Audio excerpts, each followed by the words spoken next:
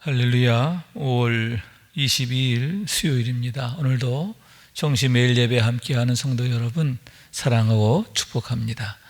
함께 사도신경으로 우리의 신앙을 고백하면서 오늘의 예배 시작합니다.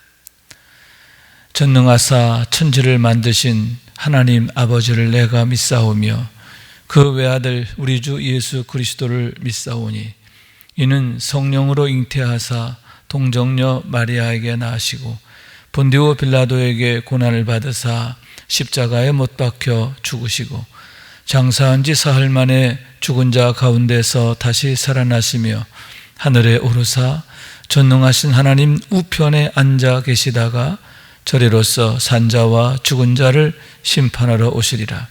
성령을 믿사오며 거룩한 공회와 성도가 서로 교통하는 것과 죄를 사하여 주시는 것과 몸이 다시 사는 것과 영원히 사는 것을 믿사옵나이다. 아멘. 함께 찬송하겠습니다. 543장 어려운 일 당할 때 함께 찬송합니다.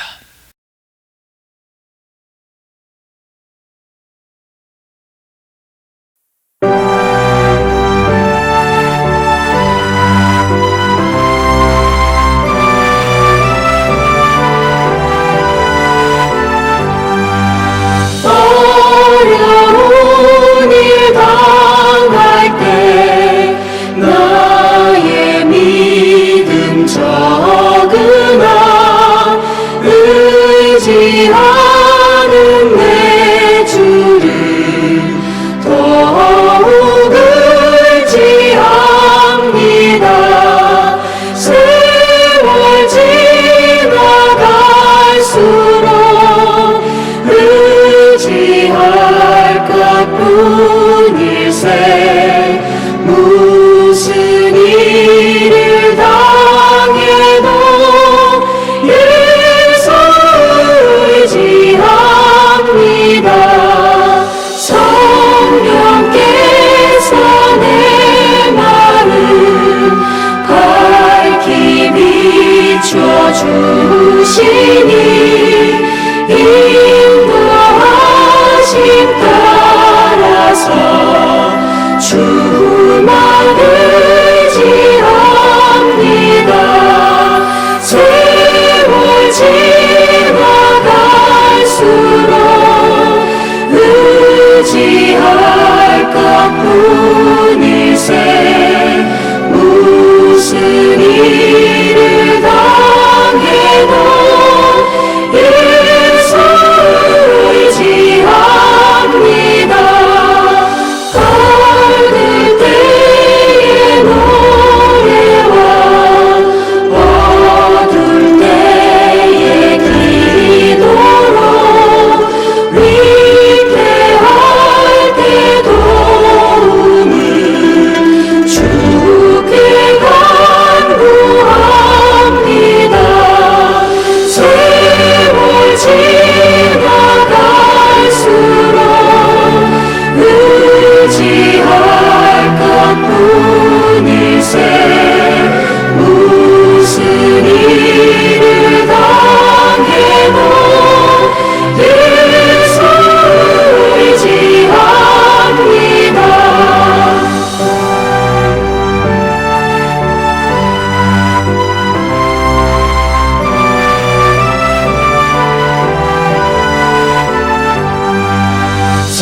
생명이 있을 동안에 예수 의지합니다. 천국 올라가도록 의지할 것뿐일세. 세월 지나갈수록 의지할 것뿐일세. 무슨 일을 당해도 예수 의지합니다.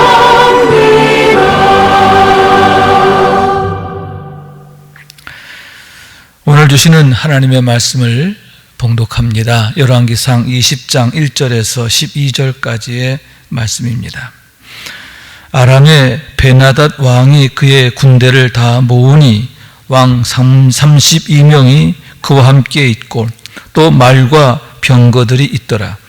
이에 올라가서 사마리아를 에워싸고 그곳을 치며 사자들을 성 안에 있는 이스라엘의 아합 왕에게 보내 이르기를 베나닷이 그에게 이르되 내 은금은 내 것이요 내 아내들과 내 자녀들의 아름다운 자도 내 것이니이다 하매 이스라엘 왕이 대답하여 말하기를 내 주 왕이여 왕의 말씀같이 나와 내 것은 다 왕의 것이니이다 하였더니 사신들이 다시 와서 이르되 베나닷이 이르노라 내가 이미 내게 사람을 보내어 말하기를 너는 내 은금과 아내들과 자녀들을 내게 넘기라 하였거니와 내일 이맘때에 내가 신하들을 내게 보내리니 그들이 내 집과 내 신하들의 집을 수색하여 내 눈이 기뻐하는 것을 그들의 손으로 잡아 가져가리라 한지라. 이에 이스라엘 왕이 나라의 장로를 다 불러 이르되 너희는 이 사람이 악을 도모하고 있는 줄을 자세히 알라. 그가 내 아내들과 내 자녀들과 내 은금을 빼앗으려고 사람을 내게 보냈으나 내가 거절하지 못하였노라.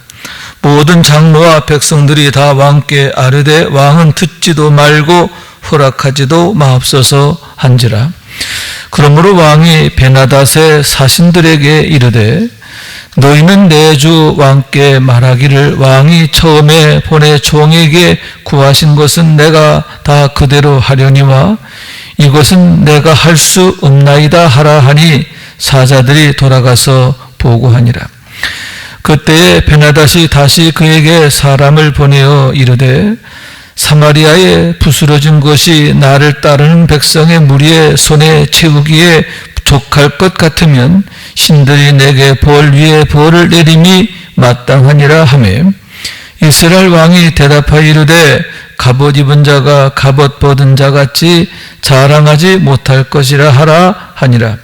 그때 베나닷이 왕들과 장막에서 마시다가 이 말을 듣고 그의 신하들에게 이르되 너희는 진영을 치라 하매 곧 성읍을 향하여 진영을 치니라.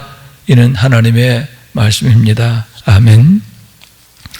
할렐루야. 주님의 은혜와 사랑과 축복이 오늘도 함께 예배하는 여러분 가운데 가득하시기를, 또 주의 말씀을 들을 때 말씀을 통해서 성령님이 여러분 가운데 마음의 뜨거움으로 역사하시기를 주님의 이름으로 축원합니다.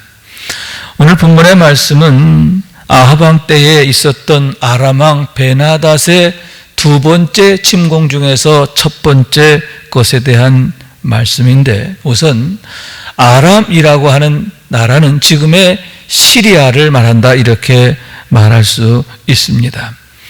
가나안 땅과 이 메소포타미아 지역의 그 중간부를 형성하고 있는 그런 지역이 바로 아람 지역이다 할 수 있는데요. 그 아람이라고 하는 나라의 구심점은 다메섹이다, 다마스커스다, 이렇게 말할 수 있는 겁니다. 그런데 이 다메섹이 중요한 이유는 뭐냐 하면은 당시 세계의 두 경제권을 잇는 그러한 교통로 역할을 했기 때문이다라고 하는 말씀이지요. 당시 세계는 두 개의 세력권, 문화권, 경제권에 의해서 좌우되었다, 이렇게 말할 수 있는데, 하나는 애굽이라고 하는 그런 문화권, 또 경제권, 세력권이다 할 수 있고요. 다른 또 하나는 유프라테스, 프티그리스 강, 두 강 사이에 있는 메소포타미아 지역이 또한 세력권, 또 문화권, 경제권을 형성하고 있었습니다. 여러분, 이 세력권이라고 하는 것은 서로 이제 힘의 균형에 따라서 또 치고받고 이렇게 하게 되지만, 평소에는 어떠합니까? 무역이 주로 이제 이루어지게 되는데, 이 두 개의 경제권이 서로 무역이라고 하는 걸 통해서 서로 왕래하게 되고 함께 번성하게 되었음을 보게 되고, 그 무역로, 두 나라 두 경제권을 잇는 그 무역로의 가장 중심적 위치에 있는 데가 어디냐? 바로 다메섹이라고 하는 말씀인 거예요. 그래서 당시에 상인들이 주로 사용하던 언어가 뭐냐? 아람어였다는 거죠. 이 다메섹을 중심으로 한 그 지역의 언어가 당시 상인들이 쓰던 언어였고, 그것이 당시의 국제적 언어가 되었음을 보게 되는 겁니다. 여러분, 로마 시대에는 로마어가, 또 헬라 시대에는 헬라어가, 지금은 어떻습니까? 영어가 거의 세계적인 공용어 아닙니까? 그런데 이 당시에는, 이 아방 당시에는 뿐만 아니라 그 이후도 마찬가지입니다. 이 아람어가, 이 아람 지역의 언어가 그 당시에 세계적 공용 언어가 될 만큼 그렇게 이 다메섹이라고 하는 곳, 이 아람이란 나라가 중요한 위치에 있었음을 보게 된다라고 하는 얘기인 겁니다. 그런데 당시 이 아람이라고 하는 나라에는 베나닷이라고 하는 왕이 다스리고 있었는데, 이 베나닷이라고 하는 말은 개인의 이름을 말하는 게 아니고 파라오라고 하는 것처럼 당시에 이 지역의 왕의 호칭을 말한다, 이렇게 얘기할 수 있습니다. 왜냐하면 벤이라고 하는 말은 아들이라는 뜻이고 하다트는 태양신을 말해요. 그러니까 베나닷은 뭐예요? 태양신의 아들이라는 거죠. 파라오라고 이름 역시 마찬가지죠. 태양신의 아들이란 뜻이거든요. 그렇기 때문에 그런 아주 세상적으로 볼 때는 아주 존귀하고 영광스러운 이름, 그게 베나닷이라고 할 수 있는데, 그런 왕의 호칭으로 그 지역을 다스리고 있었다라고 하는 말씀인 거예요. 그런데 그런 베나닷이 북왕국 이스라엘을 침략하게 되었다라고 하는 말씀인 거죠. 본문 1절의 말씀입니다. 아람의 베나닷 왕이 그의 군대를 다 모으니 왕 32명이 그와 함께 있고 또 말과 병거들이 있더라. 이에 올라가서 사마리아를 에워싸고 그곳을 치며. 자, 이렇게 말씀하고 있는데요. 여러분, 당시 아람 왕 베나닷이 얼마나 강력한 위세를 갖고 있었는가 하는 것을 보게 됩니다. 우선 32명의 왕이 그와 함께 있었다, 이렇게 말하고 있습니다. 당시 소왕국을 이루고 있었다는 얘기죠. 그런데 소왕국이라 하더라도 최소한의 규모가 있을 거 아니에요. 그런데 그런 왕들이 32명이 베나닷의 통치 아래 있었다라고 하는 말씀인 거예요. 그런데다가 말과 병거들이 있더라, 이렇게 말하고 있는데, 당시 말과 병거, 기마병이 있었다라고 하는 얘기고, 그리고 병거가 있었다라고 하는 것은 그 당시 최고의 군사력을 나타낸다, 이렇게 말할 수가 있는 거예요. 그렇게 강력한 군사력을 가지고 지금 북왕국 이스라엘을 침략하게 되었다라고 하는 얘기고, 그로 인하여 아람 왕국이 북왕국 아합의 왕국이 치명적 위기에 놓이게 되었음을 보게 되는 겁니다. 그러면 왜 그때 그처럼 북왕국 이스라엘을 침략하게 되었을까 하는데, 첫째는 정치적 이유가 있다, 이렇게 말할 수가 있습니다. 왜냐하면 당시 이 아수르라고 하는 나라는 이 시리아 북쪽에 있는 그런 나라인데, 아수르의 살만 에셀 3세가 급속히 세력을 확장하던 시기였고, 여기에 이 아람이라고 하는 나라가 위기의식을 느끼고 있었어요. 자, 이제는 어쩌면 이 아수르의 살만 에셀과 아주 그냥 직접적인 그런 전쟁을 해야 할 그런 상황이 임박했다라고 하는 얘기인 거예요. 여러분, 그런 상황에서 가장 불안한 게 뭡니까? 뒤죠. 만약 내가 아수르와 전쟁을 하는데 뒤에서 북왕국 이스라엘이 내 뒤통수를 친다, 그러면 참 큰일이잖아요. 그렇기 때문에 앞으로의 큰 전쟁을 앞두고 사전 정지 작업으로 뒤통수를 편안하게 하려고, 뒤통수를 안정시키려고 그처럼 북왕국 이스라엘을 침략하게 됐다라고 하는 게 첫 번째 견해인 겁니다. 그러나 더 중요한 본질적인 그런 이유와 목적은 뭐냐 하면은 베나닷이라는 왕이 갖고 있는 정치적 야심, 또 군사적 야심이에요. 북왕국 이스라엘까지 병합해가지고 지배하고자 하는 그런 정복력, 지배욕이라고 하는 얘기죠. 여러분, 한 나라를 정복한다는 건 어떤 의미입니까? 오늘 말씀에도 보게 되면 베나닷이 아합 왕에게 온갖 그 금은 보화를 요구하고 그와 더불어서 많은 인질들을 요구하고 있잖아요. 그렇습니다. 금은 보화를 약탈하고 또 그와 더불어서 많은 인질들을 얻게 되고 그들을 노예로 부릴 수가 있기 때문인 거죠. 경제적 효과가 어마어마한 거예요. 그렇기 때문에 그런 경제적 이익을 위해서 약한 나라를 서슴지 않고 침략하게 되는데, 그것이 약육강식의 세계, 이 세상의 육에 속한 자들의 그런 세상의 모습이다, 이렇게 말할 수가 있는 거예요. 그런 상황에서 특히 베나닷은 아주 야심이 크고 또 아주 포악한 자였어요. 그런 그가 가까이에 있는 그런 북왕국 이스라엘을 호시탐탐 노리게 되었고, 기회가 왔다 싶으니까 이때다 하고 침략하게 되었음을 보게 되는 겁니다. 여러분, 그렇습니다. 이렇게 마귀적 세력들은 호시탐탐 우리를 노린다고 하는 것을 알아야 돼요. 항상 우리들에게서 틈을 찾는 거예요. 틈을 찾는 목적이 무엇입니까? 우리를 노예로 만들고 그리고 우리의 것을 빼앗는 거예요. 하나님께서 우리에게 주시는 그런 선한 것들, 아름다운 것들, 복된 것들을 약탈하고 빼앗고 유린하기 위해서 그렇게 호시탐탐 기회를 노리고 있다 하는 거예요. 여러분, 악한 마귀가 우는 사자와 같이 삼킬자를 찾아 다닌다라고 하는 것을 항상 기억하고 늘 영적으로 깨어있고 경계하고 주의해야 하는 줄로 믿습니다. 자, 세 번째, 왜 침략하게 되었느냐? 여러분, 만약 북왕국 이스라엘이 강력한 군사력을 유지하고 또 힘이 있었다고 한다면 제 아무리 호시탐탐 기회를 노린다 하더라도 틈탈 수가 없는 거죠. 그러나 당시 북왕국 이스라엘의 상황은 정말 최악의 상태였어요. 아합 왕이 이세벨을 따르게 되고 온 이스라엘이, 북왕국 이스라엘이 우상 숭배하게 됨으로 인하여 여러분, 왕으로부터 정신이 혼미해 있어요. 마음이 혼미해 있어요. 백성들의 마음이 여러분 이렇게 혼잡해 있는 거죠. 나라가 제대로 돌아갈 수가 없는 거예요. 약해질 수밖에 없는 거죠.